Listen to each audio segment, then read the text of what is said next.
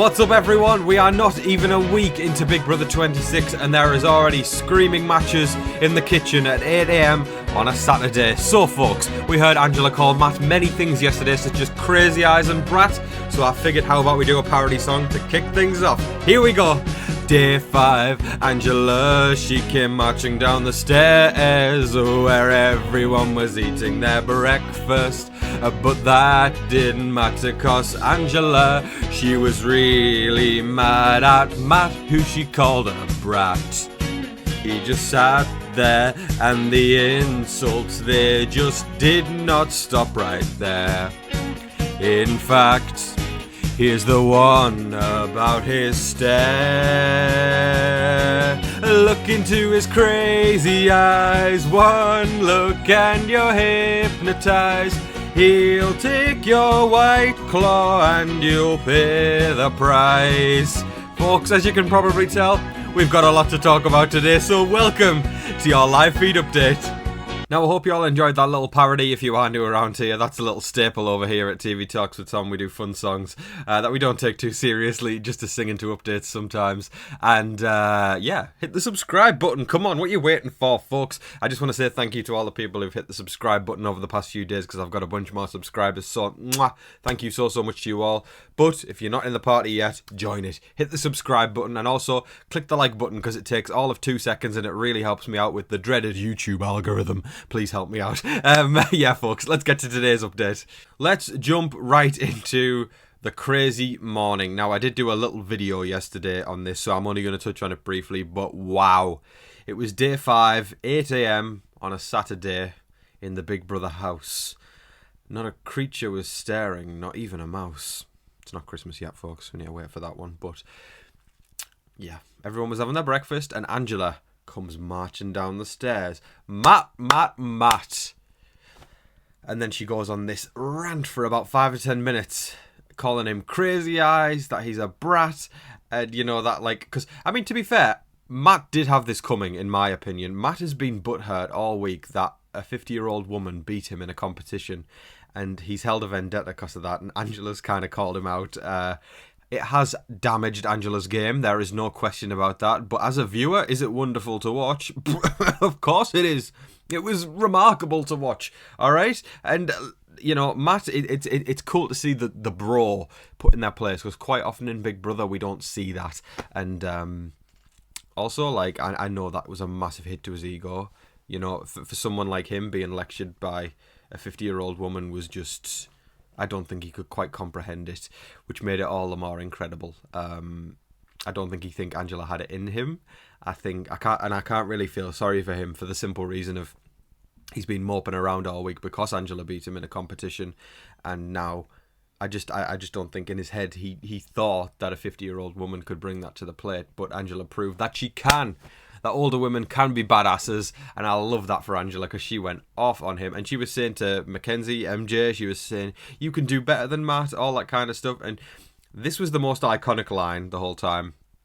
Matt, your words are shit, so you can shove them back up your ass. That was the line of the morning, of the day, of the week, of the year, of the entire franchise of Big Brother. It was just, it was brilliant. And it was something I don't think any of us expected for, you know, so early in the game and first thing in the morning, her coming out of the HOH room and screaming at him in front of everybody. Incredible. But anyways, we know that Kenny, Chemo and Lisa are on the block from Angela's HOH reign. And the Veto players were picked. So alongside those 3 nominees, of course, Angela plays as she's the head of household, and also Brooklyn and Joseph joined in. Tucker hosted, and the winner of the first Power of Veto of Big Brother 26, why, I'm not even with the program here, 26, it's Lisa. Congratulations to Lisa. I love it when a nominee wins the POV because it keeps things spicy. And this is a fun fact. I saw people talking about this morning. This is the first time that 2 women have won HOH and POV in the same week, or 2 different women have won HOH and POV in the same week since, if anyone can tell me this, but it's Big Brother 8. And it was Kale and Danielle Donato, and now Angela and Lisa have done it. So that is huge. That is fantastic. It's great to see a bit more equity in comps. It's good. I like to see it. But massive congratulations to Lisa, who was starting to look like the target as well. So she is going to come off the block. Angela's head of household. I wonder who she's going to put up. Now, Matt really did break down after the Angela rant. He was just crying and crying and crying for hours. The bit that I noted most was T-Car. It's tough because, you know, on a human level, I'm looking at this guy and I'm thinking, like, I don't want to see anyone cry. But at the same time, like, I struggle to feel sorry for him for the simple reason of, I think, the ignorance at the fact that he didn't think a 50-year-old woman could... He didn't think he'd met his match, you know, and that's why I'm rooting for Angela, because I think so often in Big Brother, you know, the older person's written off because as they can't do much or they're not going to bring much to the table, and you know the bros just steamroll over that archetype, and that's why I'm struggling to feel sorry for him, because it kind of just like he just kept talking about, you know, it was off. Like I can't believe my mom is gonna see me get spoken to by someone else like that. And it, you know, it in a way it was sad because it was like watching a little boy, you know, crying about and saying he wants his mummy. But like that's why it was it tugged on the heartstrings a little bit. But at the same time, it's like you've got to ask yourself, why did Matt get himself into this situation? Because he's constantly being quite arrogant around the house, very cocky, talking about how he doesn't need the money because it's only going to last 1 or 2 years with MJ, and you know, just not thinking Angela's worth time. It is hard. I know that it's a nuanced situation. It is, and that's why I've just talked through the nuances there. But for me, it's hard to feel sorry for him, and I think a lot of house guests in there too were also thinking like he had this coming. He really did. But yeah, he was pretty broken up for a while about it, but he got over it eventually, and we're going to talk about that a little bit later in the video. Now, while Matt was healing his wounds after being told by Angela, your mom should know that her son is a disrespectful brat, the collective that we talked about, you know, the alliance that we talked about yesterday, it kind of feels a little bit dead on arrival. And I think we knew that was going to happen, you know. It's more so these big groups form in the first few days, and so much happens that, you know, it doesn't really go anywhere. Or not even that so much happens, but people just get ahead of themselves and they go, yeah, let's get together, let's make this alliance. Yeah, we don't even have bonds together. And it's difficult to keep something tight and working when you're not actually, like, you don't actually have a bond with people. It's tough when you see somebody on day one and we go, hey, let's work together. That ain't going anywhere. You haven't bonded with them yet. You got to create the bond. That's the social game of Big Brother. That's the social aspect. You've got to finesse those bonds, and you've got to make people trust you and feel close and understand you. And that hasn't been done, so it makes sense why that's kind of dead on arrival. But anyways, 2 more alliances formed today, and I'm just going to read them out now. I've got it right next to me because for the life of me, you know, all these big alliances in the first few days, it's so difficult to remember who's in it because, you know, it's going to just implode by the end of the week. But anyways, we've got the Pentagon is a new alliance, and that's Quinn, Chelsea, Cedric and Cam and Brooklyn. And then the Barbershop is the other one. It's even bigger. We've got Matt, Mackenzie, so Matt's finally gotten in there, and so has MJ. Leah, Chelsea, Cedric, Cam, and Brooklyn's included, but she hasn't been told yet. I find these alliances so irritating when they include people without actually forming them. They're just like, yeah, we're going to have this person. This isn't playing. This is messy. And I still love the mess, though. I do love the mess. But anyways, something to note there.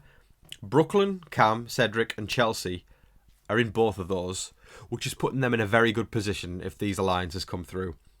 So those 4, in my opinion as well, just been watching the first few days, they're in a fantastic position, you know. And it's, you know, Cedric got the downgrade, I believe. I think he did. Correct me if I'm wrong. I've got Big Brother on the mind, and it's so much information's going in, it's difficult to retain some stuff sometimes. But I think it was Cedric who got the downgrade, but he somehow ended up in a fantastic position. And same as Chelsea, you know. So I don't know. They're playing well with the hand that they've been dealt, and that's impressive to see. And you know, like I said, they're in both of those alliances, and it doesn't seem like anyone's really targeting those four. So they're four to watch out for there. I'm going to say them again. Brooklyn, Cam, Cedric, Chelsea. Good ones to look out for. But anyways, that's 2 more alliances have been formed. I'm sure some of y'all have your notebook out now, putting everything down the list. So there's a little bit of something to fill out today's page. Now, something I know that pleases me, and I know it's going to please a lot of you guys as well, because I've had conversations with a lot of y'all over the years, and y'all are old school fans just like me. It feels like we've got those old school vibes back with Angela marching down the stairs and calling someone crazy eyes, and then as a retaliation later in the day after Matt had stopped crying, he stole a White Claw. It's a drink, if anyone doesn't know it, but it's a drink from Angela's head of household basket, and he shotgunned it. This is giving old school, and I love it. Just the pettiness. Coming down, calling someone crazy eyes, calling them a brat, and then in retaliation, he goes and steals some of her drinks from the HOH basket. Brilliant! I love it. And listen, I wanted Matt to go at the beginning of this week, but because we're getting the drama and that feud beginning to form, I need both of them to stay for a little while, so we keep getting the drama going. But yeah, it took him 5 minutes to shotgun it, by the way. I just had to mention that. But a White Claw. But yeah, this is giving. This is giving. I'm going to say it again. Say it with me. This is, come on, giving. I like it a lot. I like it a lot, and it feels like old school BB is back. And you know, I know every single year we all reach a bit and go, oh, this feels old school, but it's not really, is it? When you put it in perspective, this actually does. This, for the first time in a long time, feels like, I don't know. It's giving me life, and it's making me really. I've not been this excited for a BB season after the first few days as much as I have this one in a while. I mean, I was excited. I remember when we did All Stars 2, Flop Stars. I was excited in the preseason more than anything because we had such good names. But then again, we lost like Janelle and Kesa pretty early, and Keisha went, and Dave Vaughn went, and Ian, and it was rough. It was a rough season, that one. So, you know, and a lot of the times we do lose early people. 23 was fantastic. I love that one. And 24 was bleak because of everything that happened with Taylor, but it kind of worked out great because Taylor won in the end, which was fantastic, but it felt like an uphill battle the entire time. But this just feels like chaos, dumpster fire, a 5-star hotel that is being trashed by rock stars, and also, I don't know why and also is the 5th point. I'm going to take that back for one point. Old school. Incredible. I have no idea all the 5 things I just said there. I just made them up on the spot. But the point is, it just feels like a cacophony and symphony of beautifulness, and I am here for it. That is all of your live feed updates for today, folks. I thoroughly hope you all enjoyed watching. Thank you so much for your continued support. And if you enjoyed today's video, even just a little bit, please hit the subscribe button. It would really mean the world to me. And share the video, share it with your friends, share it with your family, because it would just mean the world to me. So thank you so much. Yeah, I hope everybody's having a great, had a great weekend. And, you know, we've got a great week ahead. I don't know if there's any other Marvel fans out there. Please comment, because I'd love to know. But who's excited for Deadpool and Wolverine this week? Because that is on my brain and I can't get it off. I'm so excited for Deadpool and Wolverine later in the week. But anyways, thank you so much, folks, for watching. I appreciate y'all. Sending y'all big hugs and kisses. And enjoy your Sunday. Or whatever day you're watching this, enjoy your day. Thank you so much, folks. Don't forget to like, share, comment, subscribe, do all of that wonderful stuff. But until your next live feed update, I've been your host, Tom Vasey. Good night.